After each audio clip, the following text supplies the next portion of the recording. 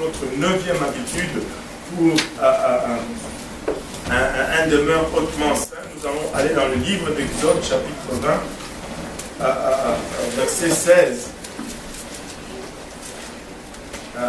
Nous allons intituler cette 9e habitude tout simplement « Maintiens ton intégrité ». Alléluia. Regarde ton voisin, dis-lui « Maintiens ton intégrité ». Alléluia. Donc, Exode chapitre 20, verset 16. Tu ne porteras point de faux témoignages contre ton prochain. Amen. Amen. Tu ne porteras point de faux témoignages contre ton prochain. Comme nous avions vu dans le passé qu'il y avait plusieurs façons de tuer, qu'il y avait plusieurs façons de voler, nous allons voir aussi qu'il y a plusieurs façons de porter un faux témoignage, en d'autres termes de mentir. Amen. Amen. Dieu n'aime pas le mensonge.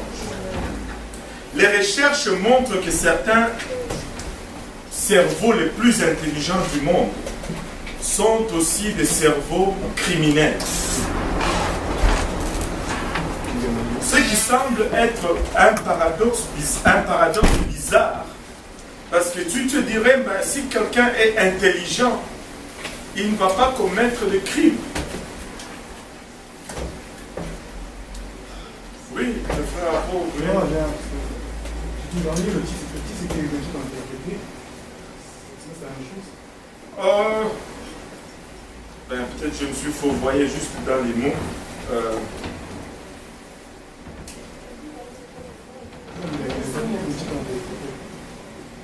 Peut-être je me suis juste fourvoyé dans le mot. Mais on va parler d'intégrité quand même. Amen. Alléluia. Maintenant, si on a le cerveau le plus intelligent, on aurait pensé qu'il n'allait pas être des criminels. Parce que très souvent, on regarde les crimes comme étant preuve de manque d'intelligence, si on peut le dire. Ce n'est pas intelligent de commettre un crime parce que tu sais qu'on peut t'attraper. Des fois, on fait un raisonnement comme ça.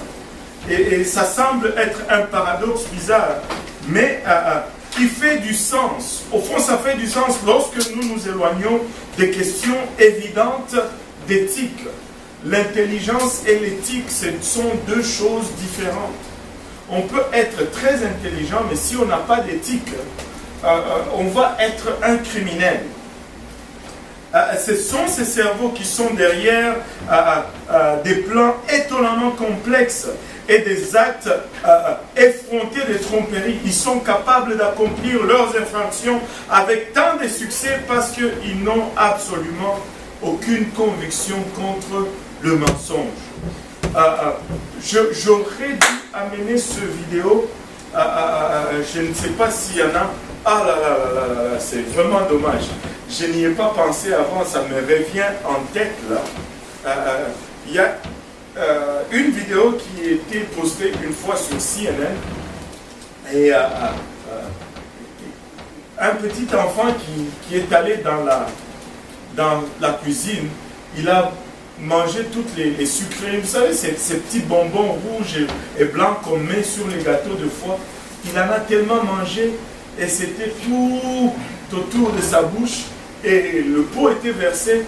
Et là, sa maman va le voir et dit, est-ce que tu as mangé les bonbons? Il dit non. Il dit, dis la vérité, est-ce que tu as mangé les bonbons?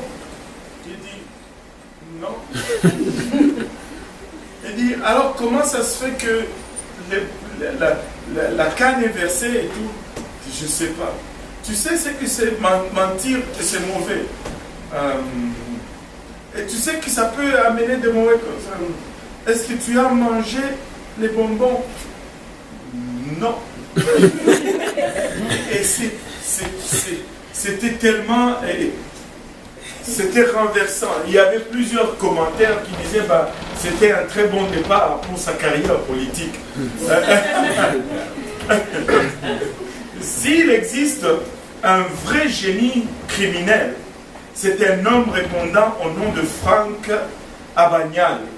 Est-ce qu'il y a quelqu'un qui connaît Frank Abagnale?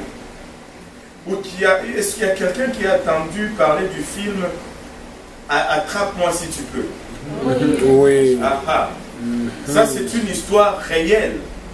Et l'histoire de ce film est basée sur ce monsieur qui s'appelle Franck Abanial Junior. Il travaille présentement, ce monsieur, avec des centaines d'institutions financières. Il est passé à plusieurs émissions à la radio et à la télé. Et il travaille avec plusieurs corporations et des agences gouvernementaux afin de combattre la contrefaçon des chèques. Mais comment il est arrivé là? Ça, c'est son histoire. Franck Abanial, Frank William Abanial Jr.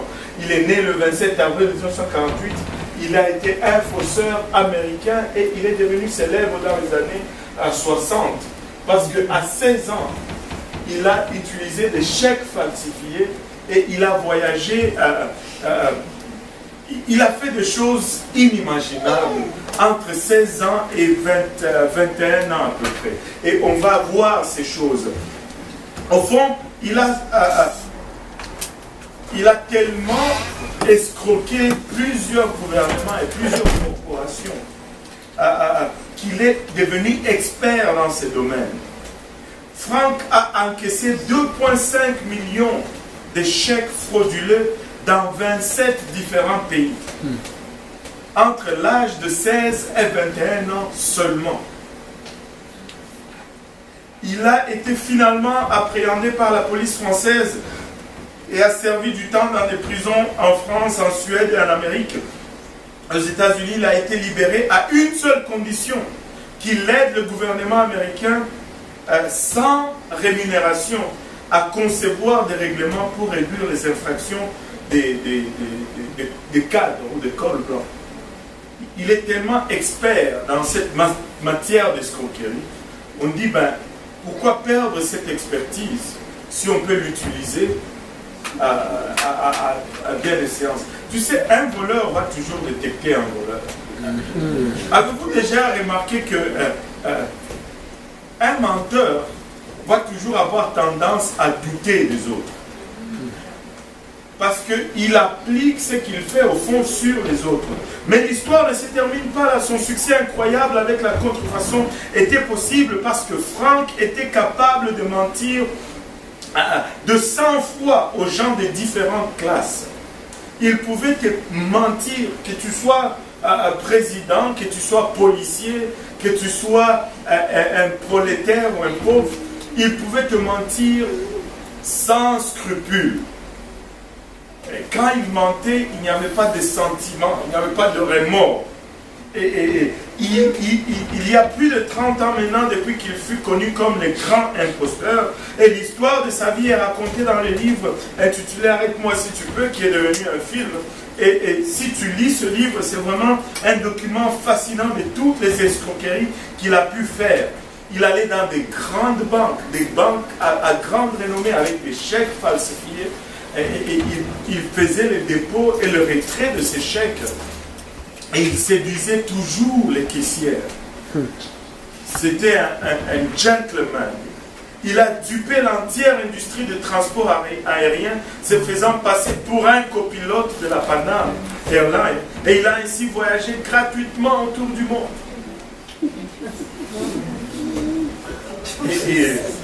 Il a été certifié et a été embauché par un bureau d'avocats dans le sud des États-Unis. Il a même aussi réussi l'examen du barreau de cet État dans seulement 4 mois, en dépit de n'avoir jamais mis ses pieds dans une classe de droit. Il a enseigné la sociologie un semestre d'été dans un petit collège de l'État de l'Utah, malgré qu'il n'avait aucune connaissance antérieure sur le sujet. Et il a même reçu une évaluation tellement bonne que le collège voulait l'embaucher à temps plein.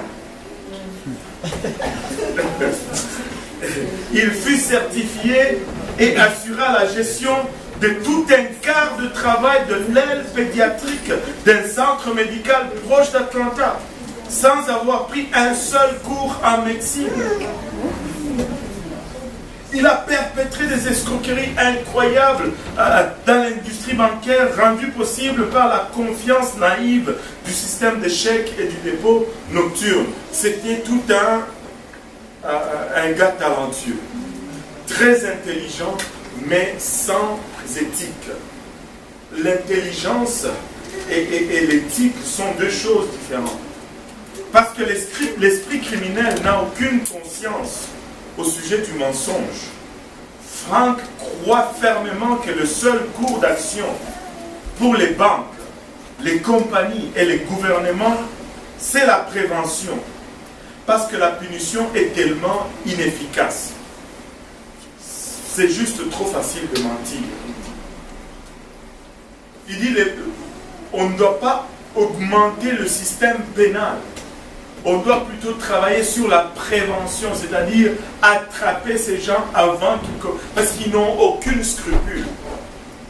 Ça ne les fait pas peur de passer du temps en prison.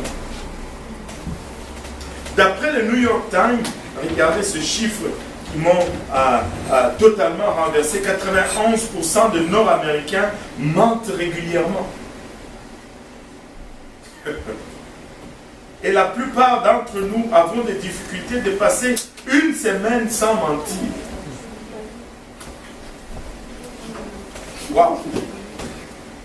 Et 20% d'entre nous n'arrivent pas à passer à travers un seul jour sans mentir. 20%. Un seul jour sans mentir. C'est quand même effrayant. Et le Washington Post rapporte que 92% du temps, les gens mentent pour sauver la face.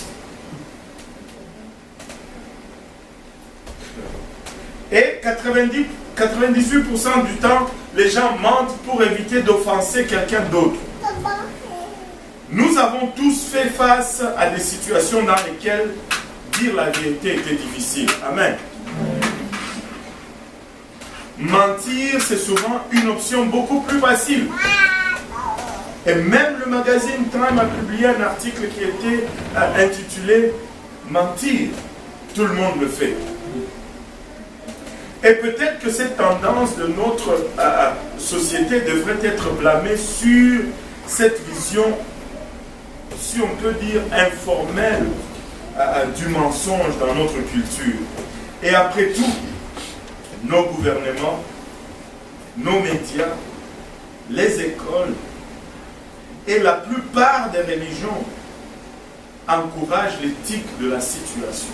Vous savez qu'il y a même de ces religions qui disent que mentir, c'est acceptable dépendamment des circonstances. Dépendamment à qui tu mens. Si tu mens à quelqu'un d'autre de la même foi que toi, c'est correct. Est-ce qu'il y en a qui connaissent une telle religion? Moi, j'en connais. Une religion qui te dit, ben, tu peux mentir à quelqu'un du temps qu'il est un infidèle. C'est pas un péché que de mentir à un infidèle. Oh Seigneur. Le mensonge n'est pas, ne se rapporte pas à la situation. Une situation ne peut pas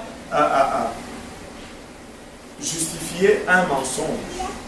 Pour Dieu, un mensonge, c'est un mensonge, peu importe la situation. Mais notre société a rendu cela situationnel. Cette doctrine qui dit que la vérité absolue n'existe pas au fond. Et 2/3 d'entre nous, 67%, sont maintenant d'accord avec cette déclaration. Et 2/3 d'entre nous, 66%, disent qu'il est acceptable de mentir sous certaines conditions. Pourquoi ça ne serait pas permissible de mentir si la vérité absolue n'existe pas? Au fond, si on enlève la notion de la vérité absolue, le mensonge devient acceptable. Seulement 1/3 d'entre nous, 31%, pensent que l'honnêteté est la meilleure politique. Beaucoup d'Américains révèrent leur premier président, Qui connaissent le premier président des États-Unis? Ouais. C'est qui là? George Washington. George Washington. Beaucoup de gens le révèrent pour son honnêteté. On dit que c'était un homme honnête, un homme intègre. Mais écoutez ceci. L'histoire selon laquelle, il y a une histoire selon laquelle il avait coupé un cerisier avec sa hache, alors qu'il n'était qu'un enfant. Et une fois confronté par son père à ce sujet, il prononça ces paroles qui sont légendaires: je ne peux pas mentir. Mais même cette histoire est un mensonge. Elle a été concoctée par un pasteur nommé Mason Wings pour humaniser l'image ennuyante de Washington. Tu peux le voir dans les US News and World Report du 2 mars 1998. C'était un mensonge. Et il y a un docteur qui s'appelle le docteur Leonard Keller. Il est celui qui a inventé, au fond, le détecteur de mensonges. Après avoir testé 25 000 personnes, il est arrivé à une conclusion: que les êtres humains sont fondamentalement menteurs. Les gens s'attendent maintenant des politiciens ou de n'importe qui d'autre sur la scène publique de mentir si cela allait servir leur intérêt. Et s'il y a un jour où le mensonge est devenu tellement populaire, c'est aujourd'hui. Les politiciens se tiennent devant nous et ils nous mentent avec un affront terrible et on les idolise. Regardez par exemple Bill Clinton. Il est regardé comme étant un des meilleurs présidents. Mais le type est un menteur chronique. Un menteur chronique. Mais il est révéré partout. Il est révéré partout. Anyway, on s'attend de ces gens qu'ils mentent. Il est acquis que si quelque chose n'est pas un plein mensonge, alors c'est probablement une vérité partielle. Et on a cette notion, une vérité partielle.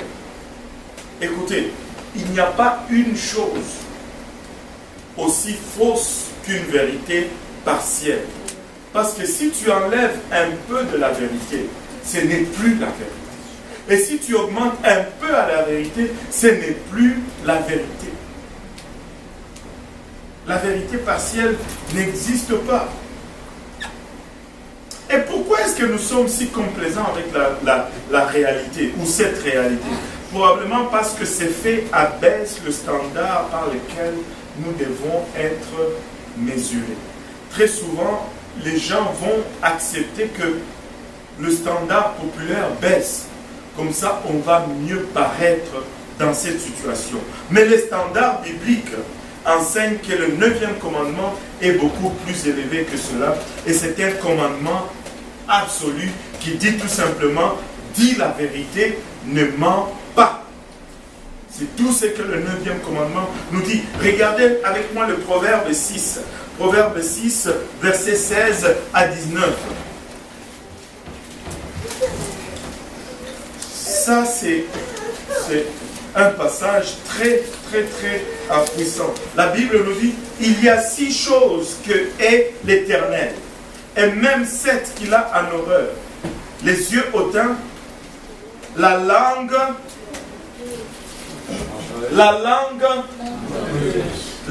menteuse. Il dit: il a en horreur. C'est fort comme choix de mots. Dieu a en horreur cela, la langue menteuse, le main qui répand le sang innocent, le cœur qui médite des projets iniques, les pieds qui se hâtent de courir au mal, les faux témoins qui disent des mensonges, et celui qui excite des querelles entre frères. Oui, Maxime. Nous savons les yeux qui ôtent. C'est quoi exactement? Les yeux hautains. c'est-à-dire quelqu'un qui se regarde plus haut que les autres. Hébreux chapitre 6, regardez. Non, avant de regarder, regardons encore Proverbe. Il met la langue menteuse avant les mains qui répandent le sang innocent, c'est-à-dire un meurtrier.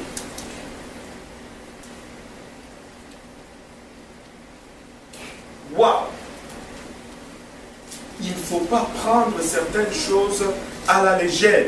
Hébreux 6, verset 18. Afin que par deux choses immuables, dans lesquelles il est impossible que Dieu mente.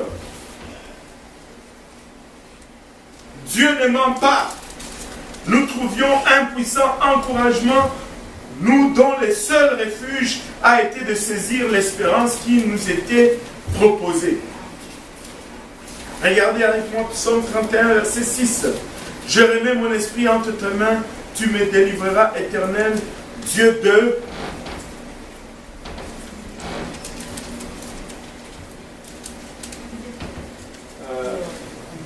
Mais verset 7.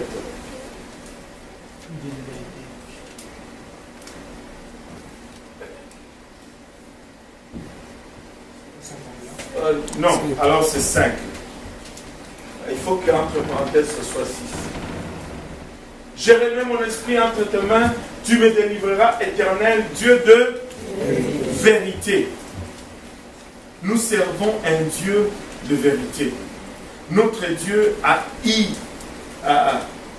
il est le mensonge. Il déteste le mensonge, c'est un Dieu de vérité. Jean 14, verset 6 nous dit, Jésus lui dit, je suis le chemin. On peut presque le réciter. Je suis le chemin, la vérité et la vie. Et nul ne vient au Père que par moi. Si nous allons aller au Seigneur, il faut que la vérité soit en nous. Le mensonge ne peut pas passer par ce chemin-là. Nous ne pouvons pas et nous ne devons pas mentir. Et regardez celui-ci, Jean 4, 24. Dieu est esprit et il faut que ceux qui l'adorent, l'adorent en esprit et en vérité. Et le réservoir du mal, si nous regardons l'abondance du mal qui inonde notre planète, a commencé avec un mensonge. Si nous nous retrouvons là où nous sommes, comme race, comme humanité, comme création, c'est parce que ça a commencé avec un mensonge. Dans le jardin d'Éden, quand le serpent a contredit l'ordre de Dieu en disant « Vous ne mourrez point », c'était un mensonge qui a déclenché toutes les catastrophes, tous les problèmes et toutes les situations que nous rencontrons aujourd'hui. Et chaque fois que nous choisissons le mensonge, nous adoptons le caractère de Satan lui-même. Et nous agissons comme ses enfants. Chaque fois que tu choisis un mensonge à la vérité, tu es en train d'agir comme un enfant de Satan. Jean 8, verset 44 nous dit, « Vous avez pour père le diable, et vous voulez accomplir le désir de votre père.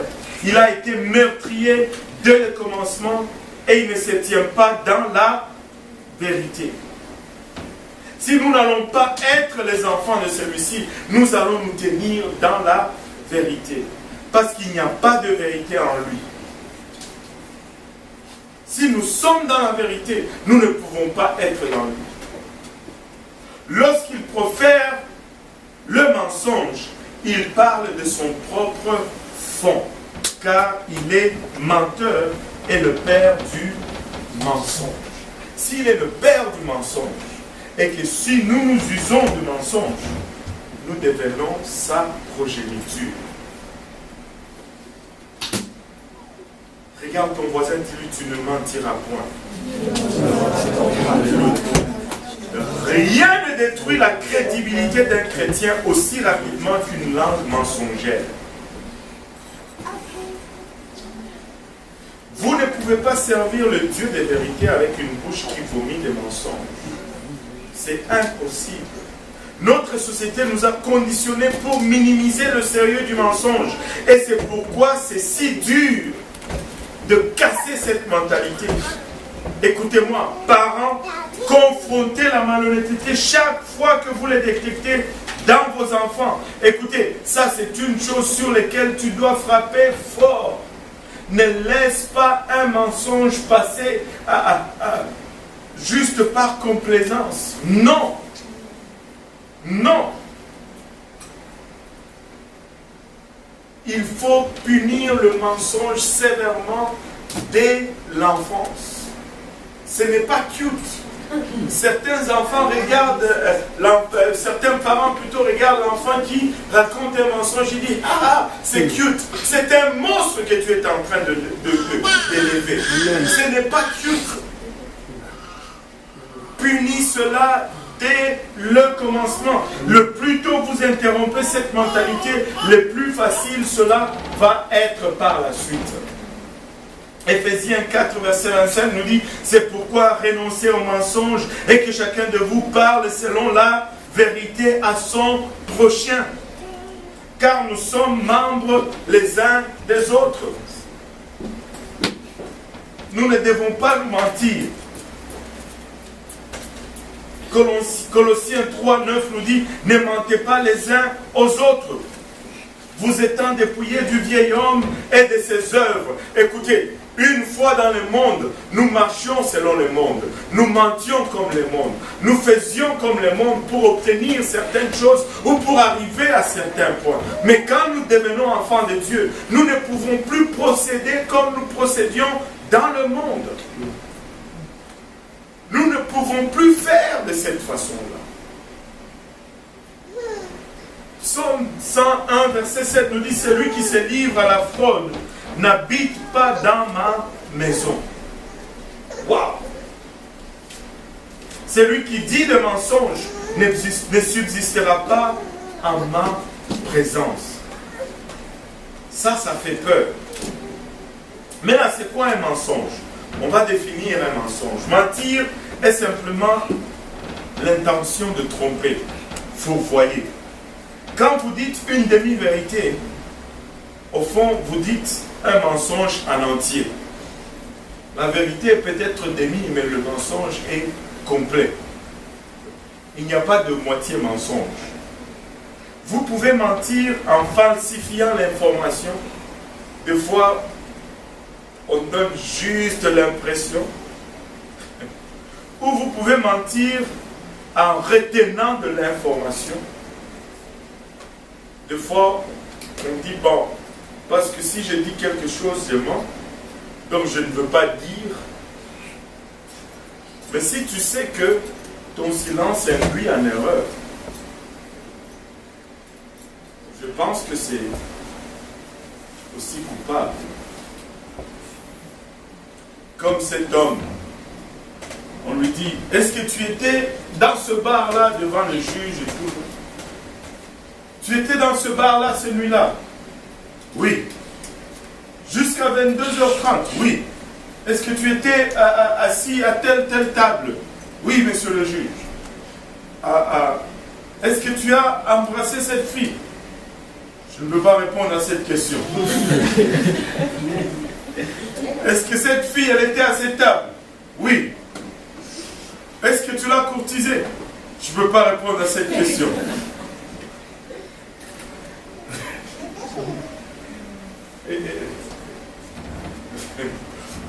Oui, sœur.